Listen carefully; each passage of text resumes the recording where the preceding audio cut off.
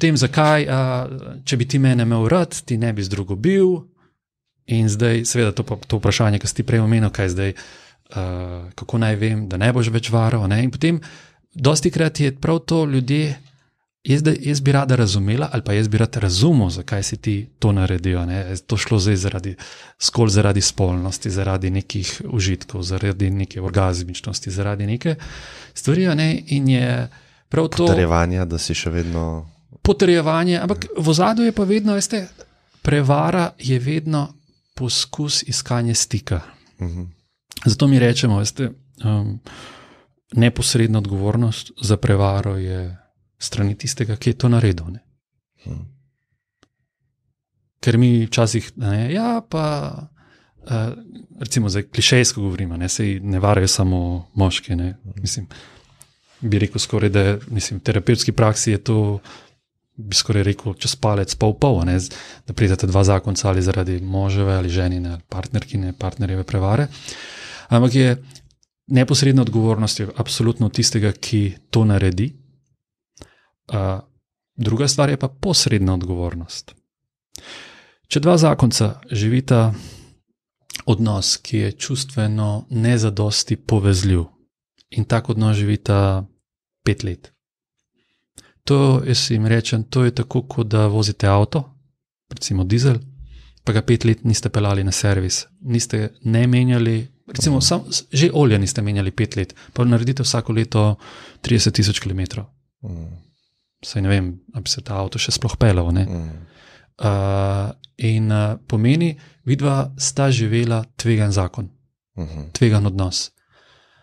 In ne govorim zaradi tega, ker bi hotel odgovornost porazdeliti, ampak govorim za to, če boste videli zdaj skupaj ostala. Ne? Ja, jaz lahko zaupanje če je iskrena zaupanje, če je iskrena namera, jaz verjamem in pač to čist praksa terapevtska potrjuje, zaupanje se da vzpostaviti. Tudi vsiljive misli ali pa te občutki za nazaj se jih da zmehčati. To preprosto, veste, srečaš kakšne pare izpred 10-15 let, s katerimi si delal in rečejo, verjetno nas boste vprašali, kako sva. Sva v redu, zelo v redu. Kako živiva? Zelo drugače, kot sva prej živela. Zelo drugače. Če boste me vprašali, a se kdaj to spomnim, ne tako pogosto kot takrat, ko smo se z vami srečevali.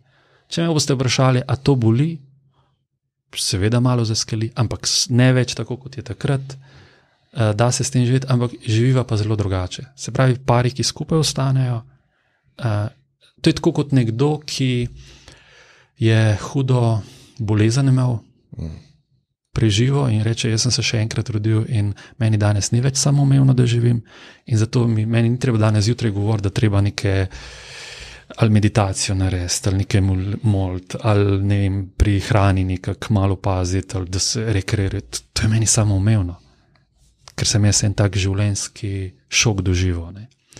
In o tem govorimo tudi, danes psihologija se veliko usmerja na to posttraumatsko rast. Ne? Ko človek eno zelo hudo stvar v življenju doživi, ali ga zlomi, ali ga uniči, ali pa dejansko je morebiti lahko v kakšnih primerih tudi obrat je lahko odskočna deska za nekaj novega. Ne? Tako da sem pa misel zgubil. Ja, sej imam veliko vprašanj, sej imam milijon tematik in sem vedel, da bo tako, ne. Ampak glede nezvestobe, ne, tukaj bi se rad malo, kakor jaz zaznavam, pa me zanima tvoje profesionalno mnenje, ne. Kakor jaz zaznavam skoraj vse partnerske veze, celotno družbo, sploh moje generacije ali pa še mlajše, ne. Sprav, mi smo neki posamezniki, ki smo zelo ranjeni, zaradi posledic našega odraščanja in mogoče celo preteklih travm, preteklih generacij in podobno. In iščemo na vsak način nekaj v zunanjem svetu, ki nam bo to bolečino olajšalo. In ena zelo pogostih stvari je partnerski odnos. Ne? Se pravi, najdem nekoga, ki mi daje občutek pomembnosti, posebnosti, ljubljenosti, Ampak to začne pol škripati, ne, po koncu te zaljubljenosti. Ne. In kaj se zgodi, ne, sploh tukaj se bom navezal na nezvestobo, pa sploh to mi je bilo zanimivo, kar si rekel za to gospo, da ji te flashi nazaj prihajajo, da kako je lahko to naredil, ne, pa je ta bolečina. Ampak sej v velikih primerih ni ona prva ženska, s katero je seksu. Se pravi, on je seksu tudi z drugimi preden sta se ona dva poznala, ampak jo tisto ne boli. Ne? In tukaj bi jaz rad rekel, ne, koliko stvari se v nas dogaja, ne? Naš pogled na stvar, pa našo lastenje stvari v zunanjem svetu, ki nas rešujejo. Mi nismo ok, generalno, iščemo stvari zunaj sebe, ki nas naredijo ok za nekaj časa in potem si jih lastimo. In začnemo si lastiti osebe. Ne? In to se mi zdi, ja, in zdaj me zanima tudi to tvoje mnenje, tako nasplošno glede tega. Jaz imam itak mal drugačne poglede na to, glede monogamije nasplošno. Ne?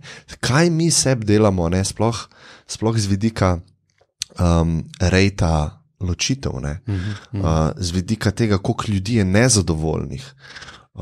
In doskrat so odnosi, sploh zdaj, ko smo se dvignili po Maslovi hierarhiji malo navzgor. Ne? Tako me zanima, ne vem, če je to najbolj optimalna zadeva, kaj delamo. To je zelo aktualna tema. Veliko, ne? Ena terapeutka, zakonska terapeutka Susan Johnson, zame je to verjetno od živečih terapeutov najboljša zakonska terapeutka, ki živeča, ne?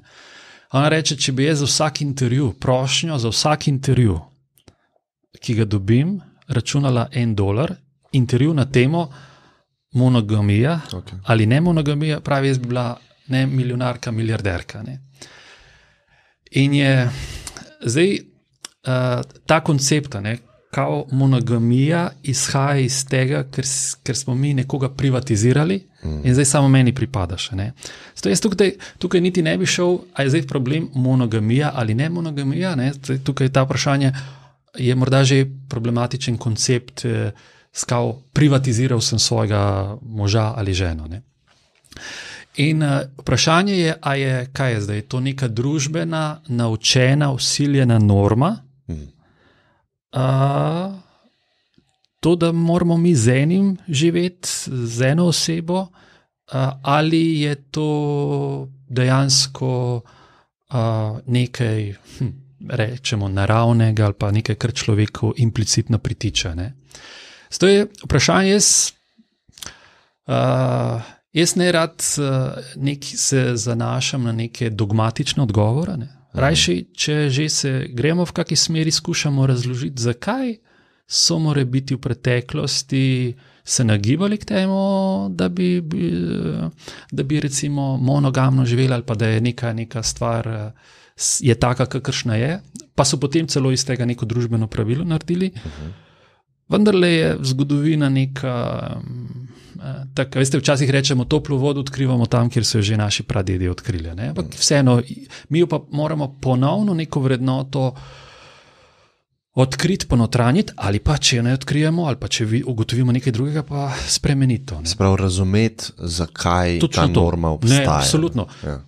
Meni se zdi, da je toliko pa moramo biti, sebe spoštovati oziroma ne mi vsiljevati nekaj, kar mi niste prej razložili.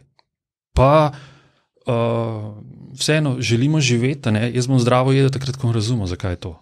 Ne samo zaradi tega, ker mi vi to rečete. Želimo razumeti, to se mi zdi in to moramo spoštovati. Zdaj, jaz bi tako bom rekel, ljudje smo biološka bitja, in recimo to so v psihoterapiji bili, pač Freud je zelo izpostavil ta biološki moment in pol me je že malo Jung rekel, pa dobro, dragi Sigmund, ti zdaj to malo vse preveč skozi spolno se gledaš. Potem so pa je šel malo odmik od Freuda stran, recimo, ker Freud je rekel, pač ta ena temeljna motivacijska sila našega življenja ali pa našega vedenja je ugodje. Potem so pa objekt relacijski teoretiki rekli, ok, dragi Freud, če smo res mi bitja narejena zgolj za ugodje, zakaj smo mi tako nefunkcionalna bitja? V smislu? Ja, če smo mi za ugodje narejeni, zakaj mi toliko časa ustrajamo v tako neugodnih razmerah, kot je služba, kot so zakonski odnosi? Mislim, če ti nek zakonski odnos ne funkcionira, greš, ne pa da je neka oseba vztraja 10 let pri alkoholiku, pri nasilnežu. Pravi, nekaj tle ne štima. V smislu, ugodje je izjemno pomembno, ampak je še nekaj zraven, česar še ne razumemo. In potem so raziskovali in so gotovili, da je še nekaj, kar nas bolj notranje, psihično, implicitno, nezavedno zavezuje oziroma usmerja naše vedenje, poleg ugodja je pa neka lojalnost, zavezanost primarnim odnosom. In zdaj, če so bili primarni odnosi, če nekdo izhaja iz nekih nefunkcionalnih, potem bodo ti ta, kako bi rekli, ta programski jezik teh nefunkcionalnih primarnih odnosov bodo povozili iskanje ali pa zelo motili ugodje. Ampak zdaj sem malo šel stran. Se pravi, to je eno je glede ugodja. Druga stvar je ta ekskluziva. Gremo povedati, kaj je namen bil. Ja, recimo ekskluziva, veste, dva, ki se čustveno izjemno močno povežeta, a si ona dva, kaj, takrat ponavadi človek želi s to osebo biti. Biti v bližini in se družiti, imeti interakcijo. In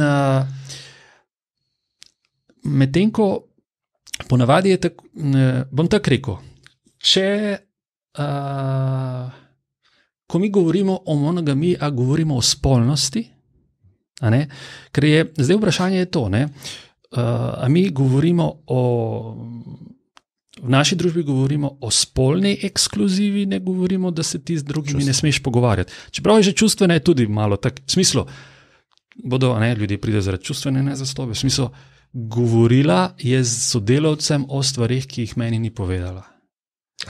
Ponavadi v tem smislu, največ boš povedal partnerju, partnerki, nekomu drugemu, boš povedal manj, oziroma zdaj pa, če več nekomu drugemu ona pove, ali pa on, kot pa svoji ženi, svojemu možu, pomeni, kot da se čustveno nekje druge hrani. Zato bom rekel, hočem to reči, zdaj tisto, ko sem začel s Freudom, z temi biološkimi impulzi,